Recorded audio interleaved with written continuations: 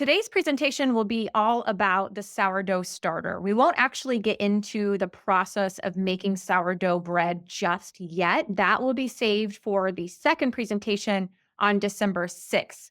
But today we're going to be diving into the rich history of sourdough and the science behind it. So Nick is going to actually talk a little bit about using local grains and the differing types of flour to use. And then we'll get into how to make your own sourdough starter and how to maintain it so that it lasts forever.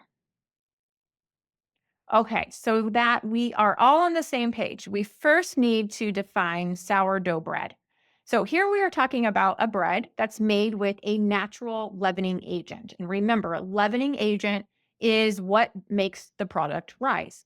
So traditional sourdough bread does not use any commercial yeast to help it rise, but rather it uses a sourdough starter, which is simply made of flour and water, and this mixture just sits and ferments. Now, some sourdough bread, particularly those that you do purchase at the grocery store, will use commercial yeast to speed up this fermentation process. And you may notice some starter recipes that you run across will use commercial yeast as well, but we feel like more people are wanting to get back to some of those artisan ways when bread was naturally leavened with just wild microbes in the environment. So the processes that we are going to show you are not going to use any kind of commercial yeast. So sourdough can be characterized as a lactic acid fermentation. So this means that lactic acid bacteria, which is naturally present on our food, including the flour and in our environment, it feeds on the carbohydrates, the sugars, the starches that's in the flour, and produce lactic acid, giving the bread that sour taste. Now, can you name any other lactic acid fermented products? If you came up with sauerkraut, crock pickles, kimchi, yogurt, kefir, cheese, soy sauce, or miso, you would be correct. All of these are characterized as lactic acid ferments. So, as we take a look at the science, we know that both bacteria, mainly your lactic acid bacteria, but also acetic acid bacteria and yeast, are in the environment, in the air, in the flour, in the water, on the jar, right? And both your yeast and your lactic acid bacteria digest the carbohydrates that's in the flour, right? That's their food. And so during this process of fermentation, your yeasts go on to produce the byproducts, carbon dioxide, which is that main leavening agent, which makes that bread rise. It also produces alcohol, which turns into acetic acid. Yeast will, of course, contribute to that really wonderful yeast bread aroma. Lactic acid bacteria, which is mainly lactobacillus, but there are others, will go on to produce the byproduct lactic acid, which is what gives it a sour flavor. It also lowers the pH of the starter, which is important because that makes it more acidic and eliminates the survival of any type of bad microbes that can get us sick. So, this is why fermented products can be quite safe. Okay, I'm going to turn it over now to Nick, and he's going to talk a little bit about the history of sourdough. Go ahead, Nick. All right, awesome. Thanks for the handoff, Jenna, and the background information on the science of sourdough fermentation. As you could see, this may on the surface not look like it has a ton to do with the sourdough starter, but I felt that it was appropriate to have a little bit of backing in some sourdough history and history of fermentation as regards our sourdough class today. So this is a photo of the site known as Göbekli Tepe. It's located in modern day Turkey, and it was discovered in 1994 by archaeologist Klaus Schmidt. Now, what does this have to do with sourdough, you may ask? And it's a little bit evident in the title, maybe where I'm going, but scholars at this site have analyzed grinding stones that were unearthed in temple areas, carbon dated grains found on the site, and proven that our Neolithic ancestors in Turkey were grinding and cooking cereal grains for bread, beer, and porridges. And that's a conclusion from a paper by Dietrich et al. 2019, for those of you that may want to do some further reading on this. So researchers have indeed additionally found brewing troughs limestone fermentation vessels, and other artifacts, indicating that the builders of this site were harnessing the nutritional power of fermented grain. To what extent is still being debated, and that's because 95% of the site has yet to be excavated. Fascinating science coming out about fermentation as far back as 12,000 years ago, but the archaeological evidence is there to support the use of lactic acid in fermentations as far back as 12,000 years ago. And now what you're looking at is a picture of einkorn. That's an ancient wheat, the parent of modern day wheat. And that was being cultivated as far back as 12,000 years ago as well. And there's evidence of naturally leavened sourdough bread in the archaeology record that's about as old as einkorn, as I mentioned. So all sourdough bread, this is what I'm getting at, all sourdough bread was once naturally leavened with wild yeast and lactic acid bacteria from the environment. And it was like that for thousands of years.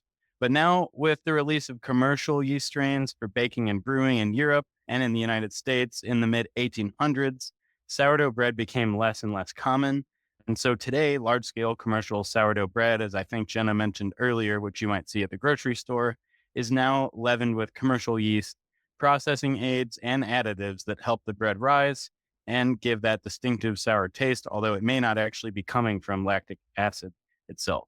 Then we saw something that I call the sourdough dark age. So from 1850s till about 2020, with a couple of exceptions around the gold rush era in San Francisco and elsewhere, we saw kind of a precipitous decline in natural lactic acid fermentations from about 1850s until 2020. Then finally, we saw an unprecedented surge of interest in artisan home bread making during the COVID-19 pandemic. So that brings us right up about to today. And now I wanted to talk to you all a little bit about hard red winter and spring wheat. Some of you may not be super familiar with the exact grains that we may or may not be interested in using for not only the creation of our sourdough starters, but then also feeding our starters once we have a mature starter going, and then also working at that into what flour to use for our bread. So there's some nomenclature to understand here, which I thought was important. Hardness here translates to protein content. So anytime we see the term hard in relation to a type of wheat, we could think about that as protein content. Hard wheats have between 10 to 15% protein, while soft wheats have between 5 to 9% protein or so. All wheat varieties have two specific proteins. Glutenin and gliadin are their names, and hard wheats have more, soft wheats have less. When wheat flour is hydrated with water and mixed into a dough, these two proteins combine to form gluten, the thing that most of us have probably heard of then. More mixing will create more complex gluten chains, which trap more CO2 gas during the fermentation process. So it could be said, the more protein content in a flour means more potential gluten formation and potentially more oven spring down the line, which is a sought after characteristic of sourdough loaves. That is to say, how high your bread rises in the oven when it's baked. Soft wheats here are best suited for flatbreads, cakes, and baked goods, while hard wheat will generate a superior sourdough bread result. And in Illinois now, the large majority of wheat production now occurs in about the southern 1/3 of our state, but it didn't always used to be that way. So this is a photo that I could not resist sharing. We don't actually know where this photo came from in Illinois, but we know it came from Illinois. This is a photo from the Boston Public Library. And on the bottom right of your screen, under the right-hand portion of the picture, you could see a caption that says, "Loading oats in the field, Illinois, USA." And we don't actually even know the date, but we could gather maybe early to mid 20th century is our best guess. And hard wheat was once commonly grown all across Illinois to feed families, as were oats for livestock, barley for brewing, and other small grains as well. Besides the grains themselves that were harvested off these plants, the growing of small grains in Illinois soils helped fight erosion during the Dust Bowl, kept down weed pressure, and fed the soil microbial community. Illinois livestock production has now been mostly outsourced to Nebraska, Kansas, Iowa, and elsewhere. There are some places that still have cattle and hogs, but not anywhere to near the numbers that they once were. Tractors long ago replaced horses. Modern fertilizers replaced legumes like peas and beans.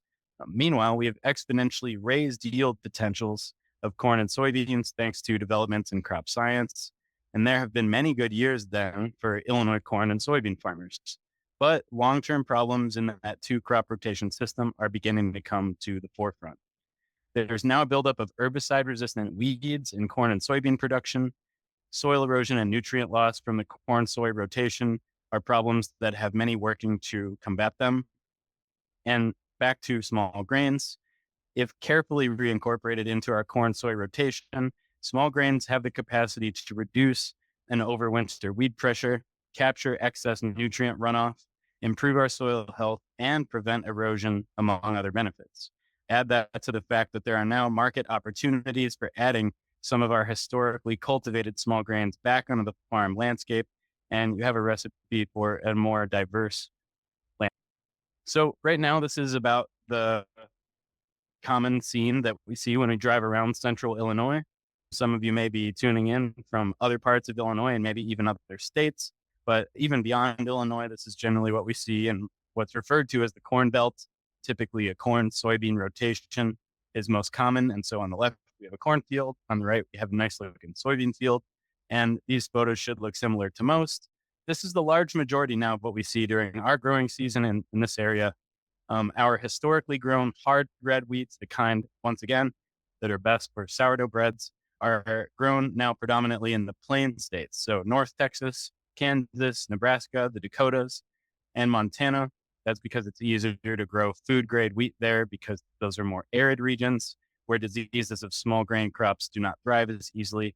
But however, the growing of small grains for human consumption on larger family farm operations is making a comeback in our area due to a renewed interest in heritage and heirloom grain cultivation for baking in our region. And that's where you all come in. This slide is all about the idea of impacting our food system with food dollars.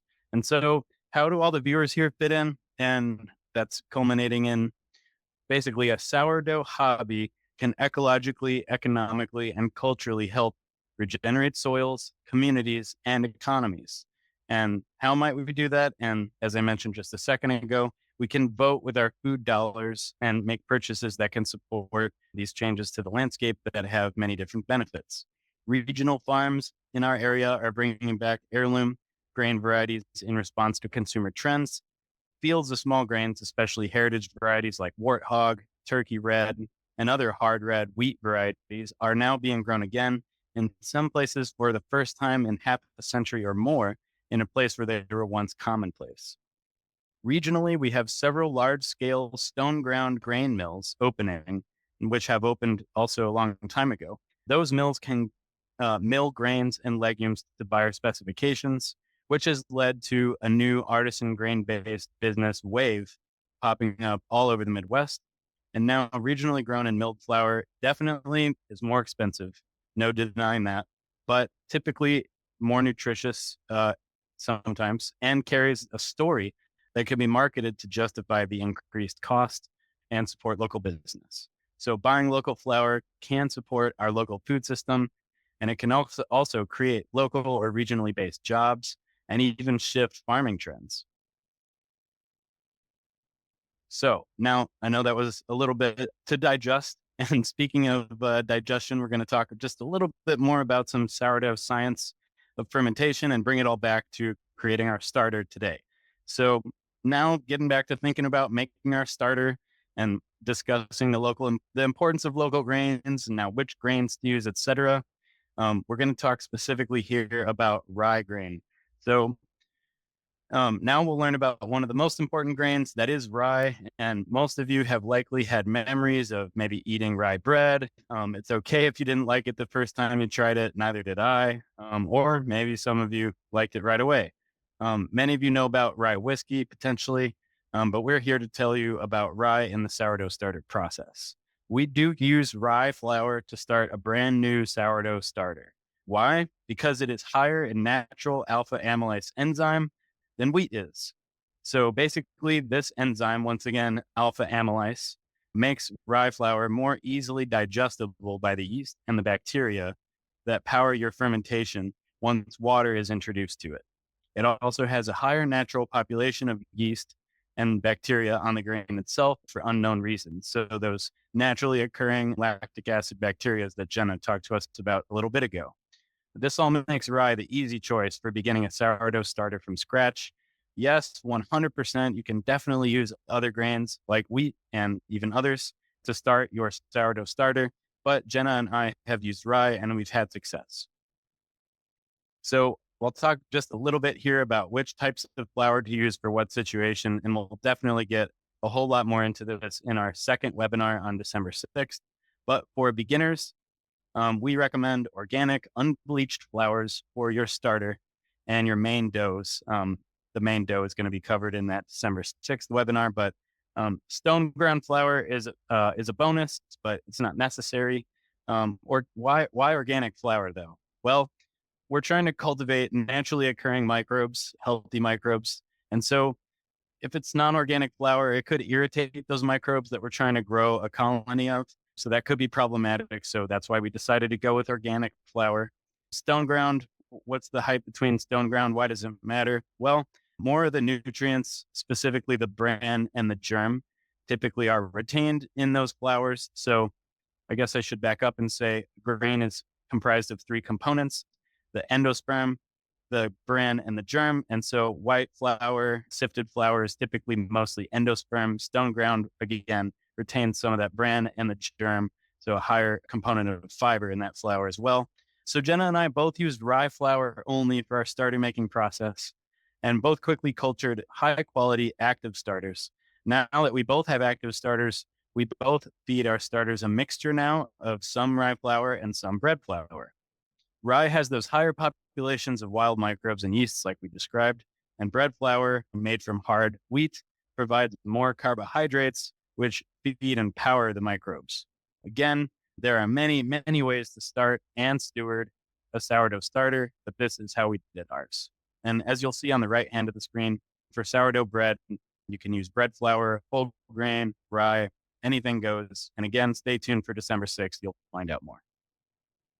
And so finally, these here are, we could think of three different options for starting off with sourdough bread with a healthy starter. Number one, we can purchase commercial starter. That's usually in a dried form. I've seen it sold at farmers markets as kind of a dehydrated disc on the bottom of a sealed jar, kept at room temperature. And so then supposedly it's been dried for a long time and at very low temperatures, very long time. Supposedly the microbial colonies are nice and healthy, and you just rehydrate with water, mix, feed with flour, and you're off to the races. Second option is obtaining an active starter or a sleepy starter from a friend and then resuscitating it to some degree. But for today's purposes, all of you probably want to know how to make your own using just flour and water. And so that is what we will cover for the rest of the webinar here. Though making your own is definitely more difficult, takes time and patience and thought, it will also be uniquely yours, the product of your effort, your kitchen, microbiome, etc. And you can always try number three, maybe once, maybe even twice. And if you just can't seem to find success, you can always fall back on options one or two. And I will hand it back to Jenna for a more detailed understanding of making your very own sourdough starter. Okay. Well, thanks, Nick. Yeah, we're gonna go ahead and walk you through the process of how to make your own sourdough starter. And if you already have an active starter, you can ignore the parts here where we're gonna be listing the steps how to do so. But of course, if you're needing that sourdough starter, would like to try making your own, as Nick says, it's your very own, it's gonna be unique to you. We're going to give you the steps to do so. So also, just by the way, included in the handouts is a recipe for making that sourdough starter. So you have all of the information with you. Okay, so first, you don't really need a whole lot to make a starter. You likely have a lot of these things already. First of all, you need some kind of non reactive container to keep your starter in. You don't want to use copper or iron or any kind of galvanized metal. Stainless steel would be fine. Nick and I, though, both like to use mason jars. They work really well because you can see how much the starter has risen. So that's really nice. But plastic containers, that also can work well too, and they can be nice insulators to kind of keep the starter nice and warm. But you'll need some type of a lid or cover, but it shouldn't be airtight because remember, we are creating carbon dioxide, and that carbon dioxide needs to be able to escape. So I still use the two-piece lid of the canning jar. I just simply don't tighten that lid on.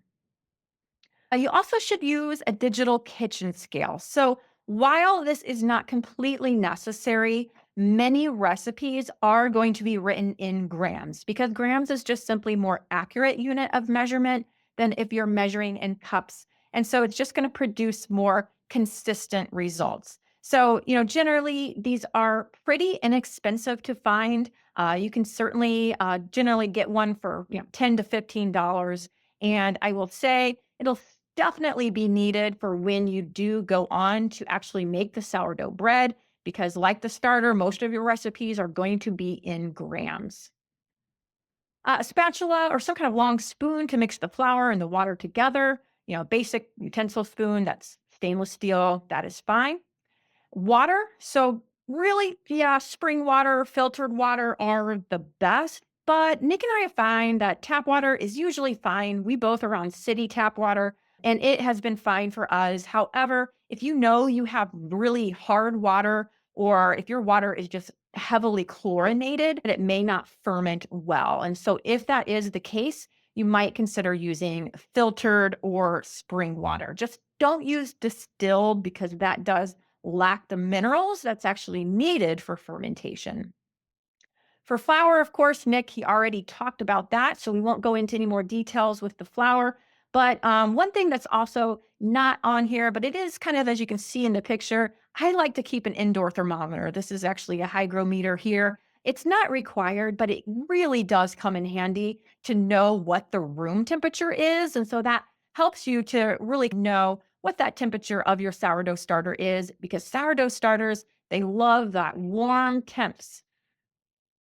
All right. So, just like any time that we are preparing food, we have to practice food safety procedures.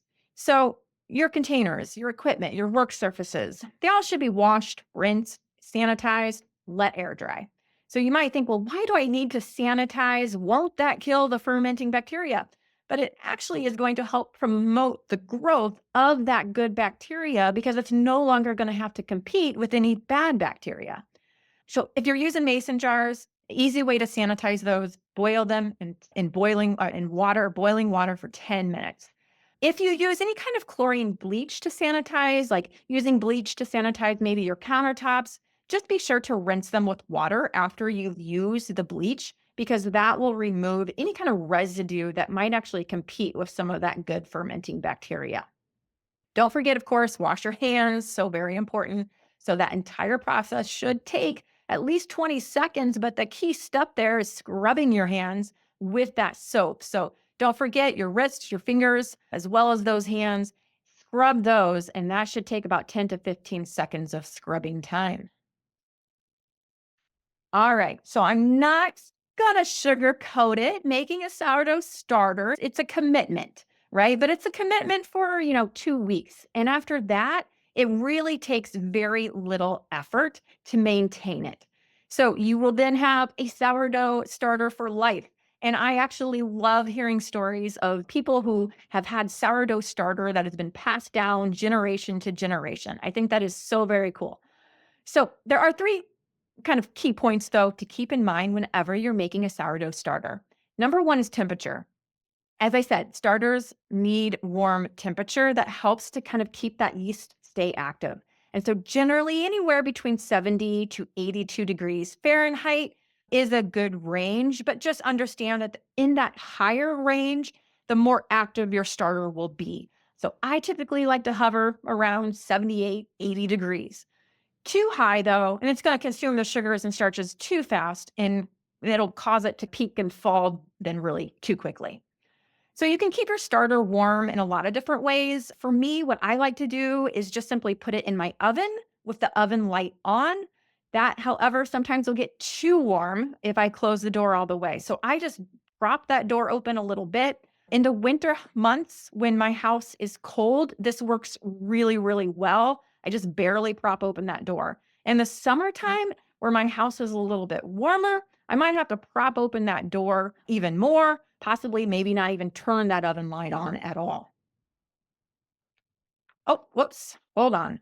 I got to go back because I forgot to also talk about time. So time is important too because the fermentation process does take generally about 14 days to really get a active, strong active starter. So you certainly could get a starter ready and bake bread within 7 days, but we really recommend keeping it going for just a little bit longer. If you can get more to that 14-day mark, I think that you're just going to be more happy with your bread. You'll have a more strong starter. So try to go to that 14 days to really kind of continue feeding that starter. The other thing is don't give up. So patience is really key here. It can be normal to see like this nice big rise, maybe after the first or second feeding or two, and then like you don't get any rise at all for a few more days. And you think, what is happening? What's going on? Did I kill it? In most cases, no, you didn't kill it. It's fine. Look for bubbles. If it has tiny bubbles, it's alive. It's doing well. So don't give up. Okay, so we're going to go over the steps to make a sourdough starter. So here we are on day one.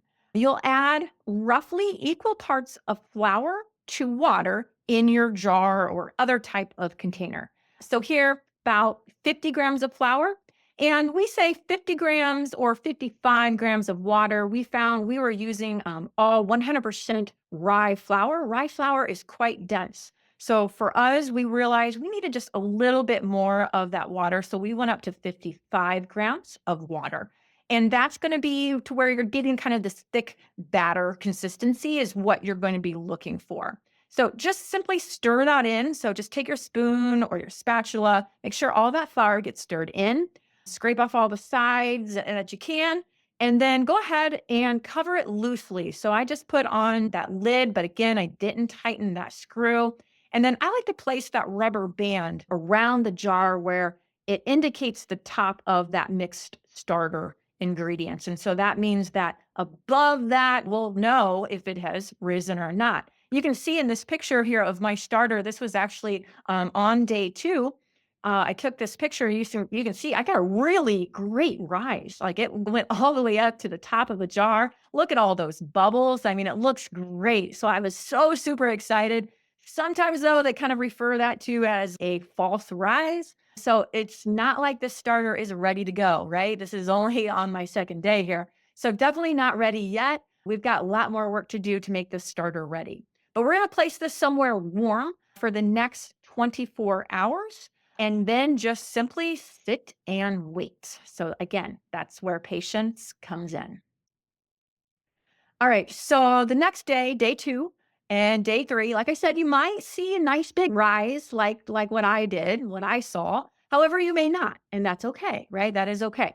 What you'll do after that 24 hours is that you're going to stir the developing starter. You'll then take another clean mason jar, weigh it on the scale, hit that tare button so that it says 0 grams, right? And then take the starter that you have and add 50 grams of the starter to this new jar. You'll then need to discard the rest, just throw it in the trash. And I know that's really hard to throw it out, but you do need to throw it out. You cannot use it because, number one, it's just going to be too much. So you have to be able to discard each time you feed it. Otherwise, you're going to have a starter that has just grown astronomically. It's going to become too big and it'll become too acidic as well. So you've got to throw it out. And while you will find a lot of recipes on the internet on using sourdough discard, like, making sourdough pancakes or sourdough crackers, all of those are really good, but you shouldn't use any of the discard from when you are in the process of making the sourdough starter. So only use that discard when you already have a active sourdough starter, okay? So you'll then add your flour. So I like to do here a little bit of a mixture. So I'll do 25 grams of rye flour, 25 grams of bread or all-purpose flour, and then 50 to 55 grams of water. So you'll feed this as a 1-to-1-to-1 ratio because that means that you have equal amounts, 50 grams of all three components. So the first part, that one part is your starter. The second part there is your flour. That third part is your water. You'll Stir it all, make sure that all of the flour is mixed in, and then cover it loosely. Again, place that rubber band around the outside of the jar at the top of the starter so you can see whether it's risen or not, and place it somewhere warm for the next 24 hours. You're going to do the same exact thing for day 3. Now, by the way, around usually day 3, maybe day 4, might start noticing your starter having a not so pleasant smell. It may go through this like series of weird smells each day, and that is completely normal. It might first start like smelling like some kind of sweaty socks, maybe nail polish remover, and then it kind of maybe starts to smell a little bit more sweet, almost fruity, like a banana. Okay, all of this is completely normal. So don't freak out if it gets a weird smell. All right, so a little bit of troubleshooting here. So we know that it's unlikely to happen, but if you still haven't seen any growth, first of all, look for bubbles, right? If there's tiny bubbles, it should be good. But if you haven't seen any growth, you haven't seen any tiny bubbles by day 4, you'll need to kind of troubleshoot here, okay? If it appears to be too stiff, try bumping up the water. So maybe use 60 grams of water, for instance. Try also using warm water. So don't use cold water, but maybe 80 to 90 degrees Fahrenheit of warm water, not hot. We don't want to kill any kind of yeast, but that warm water might bump it up because a lot of times too, your starter just might be too cold. Okay. It might just be too cold. So using warm water, but also placing it maybe in a warmer environment. So trying to get closer to maybe 75, even up to 85 degrees Fahrenheit, as long as it's not in like a direct sunlight by the window, that should be good. That should help it to stay warm. Also, it doesn't have to be exact, but do try to feed near the same time each day. It shouldn't be hours off. If you do these things and you still don't see any bubbles or any activity at all, then this is a time where you would want to go ahead and start over. Okay, so starting at day 4 and all the way until you have an active starter, you are going to begin feeding twice per day, which is about 12 hours apart. So while you may have a starter that, like I said, that could bake bread at day 7, the longer that you continue to feed it each day, the stronger and the more active that starter is going to be. That good bacteria, it's still trying to establish itself as that dominant force. So at day 7, if you can kind of keep it going even more to day 14 or so, I think, like I said, you're just going to be rewarded with better bread. So feed it with the same 1 to 1 to 1 ratio. That could look like maybe 50 grams starter, 50 grams flour, 50, 55 grams of water. That would be a 1 to 1 to 1 ratio. This is where patience then comes in. So you might notice that your starter isn't rising like it once did, and that's okay. Just continue to feed it. But let's say you get to that 10 days. How do you know, right? How do you know when you have this strong, active starter that's ready to bake bread? Well, you can look for signs. So, first of all, is it consistently falling or, excuse me, consistently rising and falling? So, that's really going to be a good sign. Should be kind of rising up fairly quickly, usually within 4 to 6 hours at least, and then it'll start to fall again. It should smell kind of yeasty but pleasant. So, like I said, maybe a little bit fruity, but should have a nice kind of pleasant smell to it. Again, you should start seeing bubbles. So, those bubbles, tiny bubbles, larger kind of bubbles as well on the sides and the top of the jar.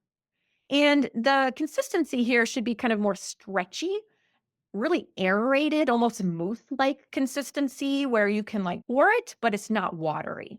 So, those are some good signs to think and to look for to know that your starter is ready to bake.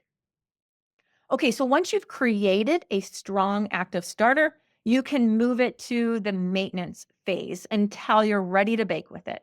So, how you maintain your starter is really all going to depend on your schedule and how often you bake. So, if you're baking every day, or maybe you're baking 3, 4 times per week, you'll just simply want to feed it every day and leave it on the counter or in a warm place. Now, if you're like me, maybe you're baking weekly, keep the starter in the refrigerator and get it out the day before you plan to start making bread. If you're baking monthly, you can still keep that starter in the refrigerator and basically try to feed it a couple of times per month. That will be best. So, some people say, okay, if I bake monthly, it's still good to maybe feed it once a week as it's in the refrigerator. That can be a good idea. You don't have to bring it back to room temperature first before feeding it. Just remove it from the fridge, feed it, and put it right back. So during this maintenance phase, you may ask if you have to continue using like 50% rye and 50% bread or all purpose flour. At this point, you don't have to. You can choose to switch, maybe using like 100% bread flour or 100% all purpose flour. Just know that as you do that, you might see some changes in your starter. It might be a little sluggish for a while. So kind of gradually get to that point where Nick, he likes to use when he made his starter, he used 100% all rye flour. Whereas I did that for the first day, but then I started switching it up and used half rye and half bread flour. It all works, right? Either one is perfectly fine. But if you're wanting to go now from using all 100% rye flour to maintaining a starter that is now all 100% bread flour, I would do that gradually get there to that 100% bread flour if you want to. You may ask too, what kind of ratio should I feed it during this maintenance phase? So you can continue with a 1 to 1 to 1 ratio, such as 50 grams of starter, 50 grams of flour, 50 grams of water. I even like to drop that down just a tiny bit. I don't keep very much starter. So I do generally 25 grams of starter, 25 grams of flour, 25 grams of water, and don't even keep much. You can also just even make the ratio to where it's a 1 to 2. So if you're keeping that starter in the refrigerator, a 1 to 2 ratio, whenever you're getting to a higher ratio such as that, it's going to start to slow the starter down because it has more flour to feed, right? To eat. So a 1 to 2 would be an example of 25 grams of starter, 50 grams of flour, and 50 grams of water. That's just one example. So generally, you can choose either one of those ratios to maintain your starter. Okay, so here you have this lovely picture here. What in the world, you might say, it looks disgusting. What is this black, kind of brownish liquid that is on top of my starter? That is basically called hooch. So, besides carbon dioxide, our yeasts also are producing alcohol, and this is known as hooch. It's that liquid, that kind of brownish liquid that forms on top of your starter. And this does not mean that your starter has died. It just means that you have neglected your starter. Your starter is hungry. It says, feed me. So with this, some will say, oh, just stir it in. Others say, throw it out. What would you do? For me, for Nick, I know he does this as well too. If we've got that much, hooch, this much liquid in our starter, we're going to just pour that out. If there's just a tiny little bit where it's not even pourable, then you just stir it in and feed it. But that's really what it's telling you. It's just saying, hey, I'm hungry. You need to feed me. And so that's what you need to do. So yes, you could always just simply avoid this by feeding your starter regularly. But we also know, hey, life happens. So you will see hooch in your life. I am quite certain of it. And just pour it out. Like I said, that's kind of the best thing to do. And then get back to feeding it and get back to, being back on track. Okay, so that really concludes the presentation today. Remember, up next, we are then going to be showing you how to use your active starter. Now that you know how to make it, you've got an active starter, and we're going to show you how to use that active starter to make delicious sourdough bread.